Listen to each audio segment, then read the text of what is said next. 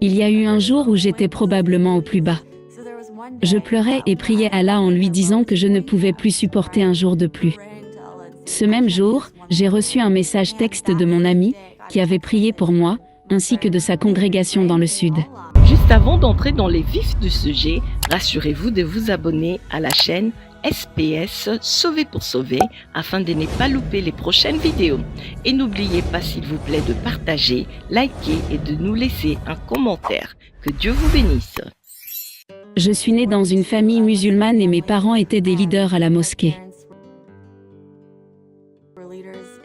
J'ai rencontré 2 chrétiens à l'université, et nous avons réalisé que bien que nous soyons tous très forts dans notre foi respective, nous ne pouvons pas tous avoir raison, mais nous pouvons tous avoir tort. Logiquement, je me disais que nous pouvions tous deux avoir tort au sujet de Jésus, mais nous ne pouvions pas tous deux avoir raison. Nous avons décidé de chercher la vérité, et secrètement, je voulais vraiment le convertir massivement à l'islam, car chaque fois que je débattais avec quelqu'un sur la religion, je gagnais toujours. Il m'a donné une Bible, et je lui ai donné un Coran, et nous avons commencé à faire nos propres recherches. J'apportais mes arguments, et lui les siens. Honnêtement, en tant que musulman américain entouré de non-musulmans, je pensais savoir exactement en quoi je croyais, pourquoi, et j'avais tous les arguments. Même si je pensais avoir réussi à lui montrer que le christianisme était défectueux et que l'islam était vrai, je n'avais pas cette satisfaction. Pour la première fois de ma vie, je voulais une sorte de preuve. J'ai continué à prier, à jeûner, et à crier jour et nuit à Allah, le seul Dieu que je connaissais, pour qu'il montre aux gens qu'il était la vérité. J'ai commencé à ressentir beaucoup de tourments, et j'ai pensé que peut-être je devenais fou pour la première fois. Je ne pouvais plus penser correctement, ce qui était vraiment difficile, surtout en tant qu'étudiant en médecine avec une formation scientifique. Il y a eu un jour où j'étais probablement au plus bas. Je pleurais et priais Allah en lui disant que je ne pouvais plus supporter un jour de plus. Ce même jour, j'ai reçu un message texte de mon ami, qui avait prié pour moi, ainsi que de sa congrégation dans le sud. Son pasteur avait compilé des points issus du livre Une enquête qui change la vie de Lee Strobel, qui donnait des preuves significatives de l'historicité de la croix et de la résurrection. Étant donné que j'étais à ce moment-là au plus bas, je me suis dit que je lirais n'importe quoi.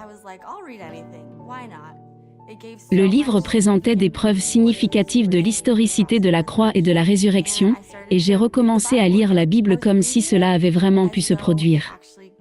Je me souviens juste de penser, « Oh mon Dieu, c'est magnifique !» J'ai appelé une amie chrétienne et elle m'a dit, « Pourquoi ne pas demander à Jésus de venir dans ton cœur si tu es curieux?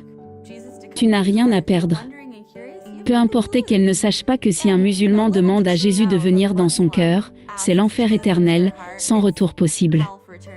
J'ai levé les yeux vers le ciel et j'ai dit à Allah, « Je ne sais pas qui tu es, Allah, je ne sais pas ce qui est réel. Qui que tu sois, je veux te donner ma vie. Si tu es Jésus, tu peux venir dans mon cœur. » Le lendemain matin, je me suis réveillée, et tous les tourments avaient disparu. Je me suis dit, d'accord, mon cerveau logique, je vais vraiment donner 3 ou 4 ans de ma vie à l'étude des évangiles.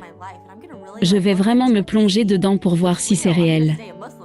Je resterai musulman, bien sûr, je ne quitterai jamais l'islam, mais je veux juste donner une chance à cela. J'ai donc simplement assisté à l'église ce dimanche-là, et des signes s'étaient produits cette semaine-là, tous pointant vers Jésus.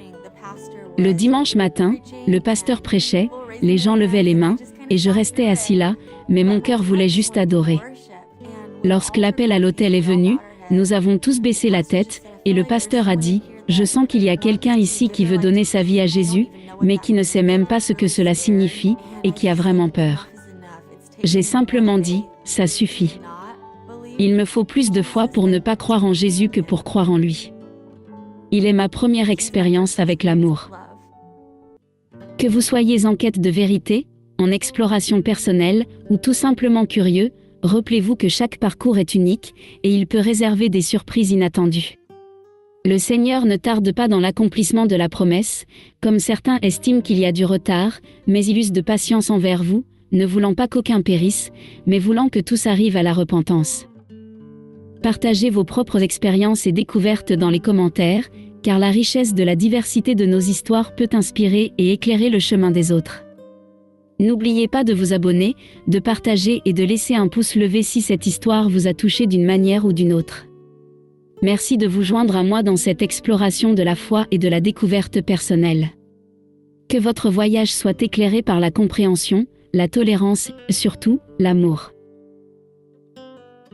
Si vous avez été béni par ces enseignements, ces temps de louange et d'adoration, ces témoignages, n'hésitez pas à vous abonner sur cette chaîne SPS Sauvé pour sauver. SPS Sauvé pour sauver, l'évangile de Christ pour les saluts des âmes. Ici, nous témoignons de Jésus. Que Dieu vous bénisse.